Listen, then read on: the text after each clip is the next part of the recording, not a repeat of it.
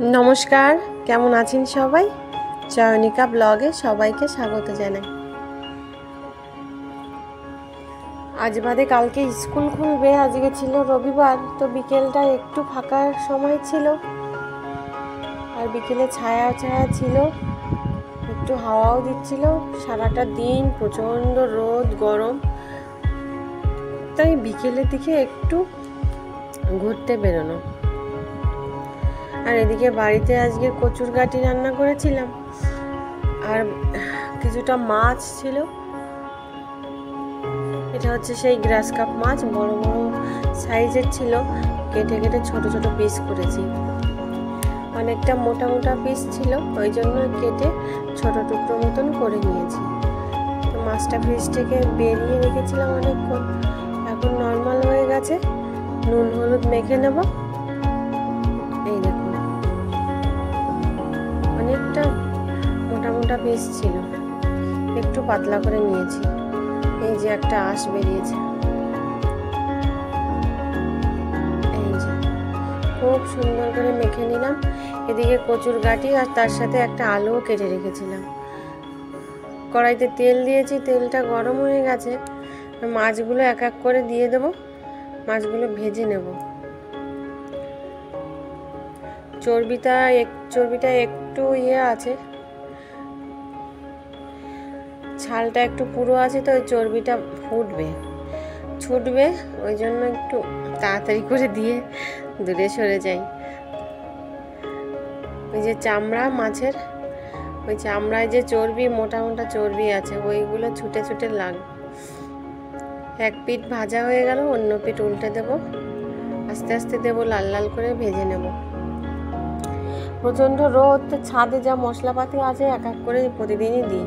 এই যে মৌরিগুলো নিয়ে এসেছিলো আপনাদের দাদা বড় বাজার থেকে, মৌরিগুলো রোদ্দুরে দিয়েছি। সারাদিন খুব সুন্দর রোদ পেয়েছে। মাছটা ভাজা হতে থাক, এদিকে মৌরিগুলো একটা কৌটার মধ্যে তুলে রাখি। রোদে দিয়ে রাখলে না সব মশলাগুলো ভালো থাকে। আর এই যে গোটা গোটা মশলাগুলো রোদ্দুরে দিয়ে কৌটা করে রাখলে বেশ সুন্দর থাকে, আর একটুও পোকা ধরে না।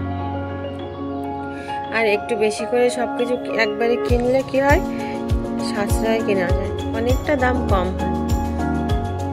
এই যে এইদিকে মাছগুলো ভাজা হয়ে গেছে লাল লাল করে, একটা একটা করে না হয় সবগুলো একবারে যেভাবে হোক তুলে নিচ্ছি। দুবারেই তোলা হয়ে গেল। এবার ওই মাছ ভাজার তেলটা রয়েছে, ওই তেলে কচুর গাঁটিগুলো সেদ্ধ করে রেখেছিলাম, আর ওর সঙ্গে একটা আলু দিয়েছি, বেশি না, একটা বড় আলু ছোট ছোট করে কেটে দিয়েছি। এটা ভেজে নেব।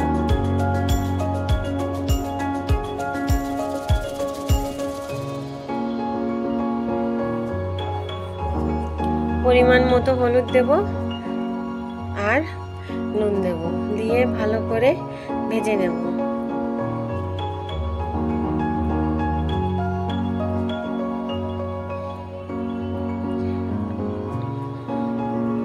কড়াইটা একটু ধরে না নিলে বড্ড পিছন দিয়ে সরে যায়, স্লিপ কাটে। সাঁড়াশি দিয়ে ধরে নিয়ে ভালো করে ভেজে নেব। যেহেতু সেদ্ধ করে নিয়েছি, গাঁটিটা খুব ভালো ছিল, সেদ্ধ হতে খুব বেশি সময়ও লাগেনি, অল্প সময়ের মধ্যেই সেদ্ধ হয়ে গেছে। কিছুটা অর্ধেকটা রেখে দিয়েছি আর অর্ধেকটা রান্না করেছি।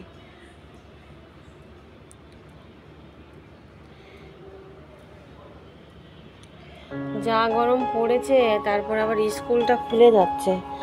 মেয়ের স্কুলটা এখনও কোনো নোটিশ দেয়নি, ছেলের স্কুল থেকে হেড স্যার নোটিশ দিয়ে দিয়েছে কালকে থেকে স্কুল খুলবে। তো ওর তো সেই 6টার দিকে স্কুল, 6:45, 6:30, 6:45 মধ্যে বসে যায়। সকালবেলাটায় অত অসুবিধা নয়, কিন্তু প্রতীক্ষাকে নিয়ে সত্যিই চিন্তায় আছি।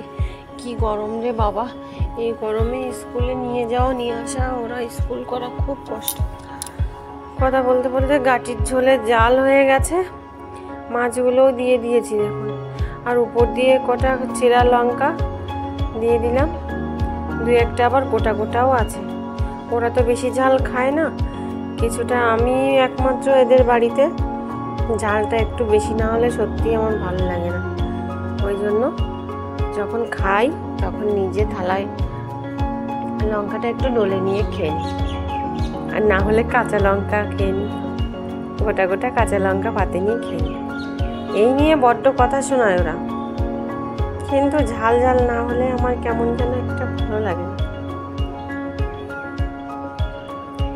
এইবার একটু মশলা জিরে আর ধনে তেলে ভেজে নেব।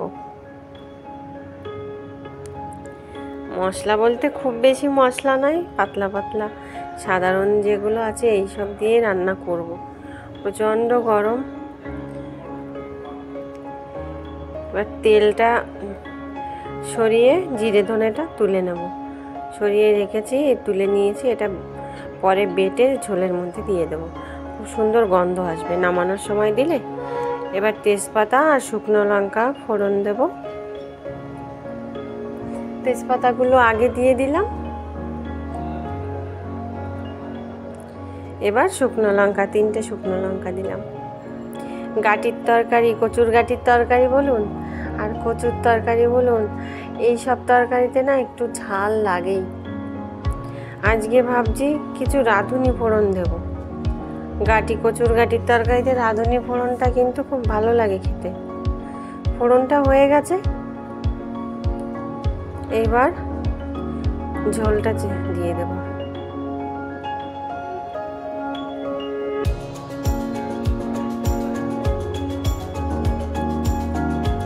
তাড়াতাড়ি রান্নাটা সেরে নিই।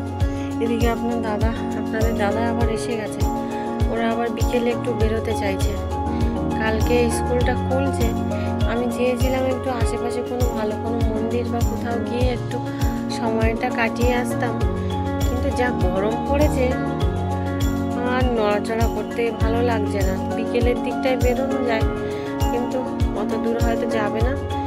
এই যে নামানোর সময় হয়ে গেছে, এবার উপর দিয়ে ওই ভাজা মশলাটা বেটে নিয়েছি, ওটা ছড়িয়ে দিলেই হয়ে গেল। শেষের দিকে দেওয়া মানে খুব সুন্দর একটা গন্ধ ওর মধ্যে দিয়ে পাওয়া যায়, ভাজা মশলার গন্ধ, খুব ভালো লাগে খেতে।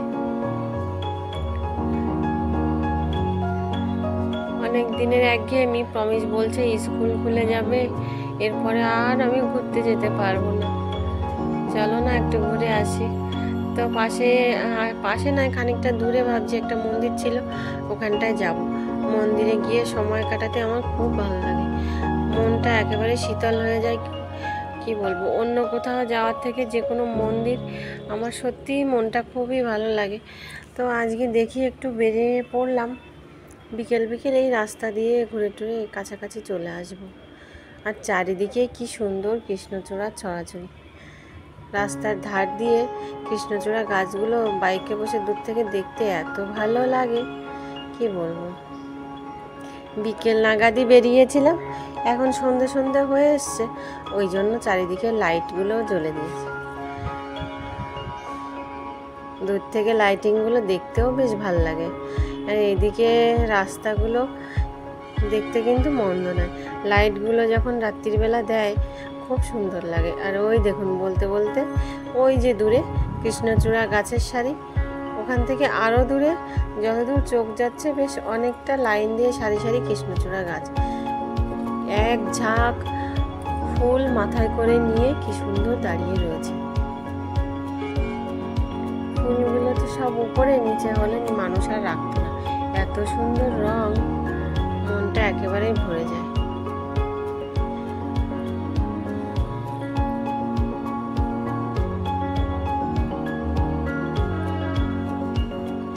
কথা বলতে বলতে প্রায় বাড়ির কাছাকাছি এসে গেছি। তো আজকে এই অবধি। সবাই অনেক ভালো থাকবেন, সুস্থ থাকবেন। প্রচণ্ড গরম পড়েছে, যত পারেন বেশি করে জল খাবেন, ঘরে কিংবা বাইরে ছোট বাচ্চারা। তো সবাই ভালো থাকুন, সুস্থ থাকুন। নমস্কার।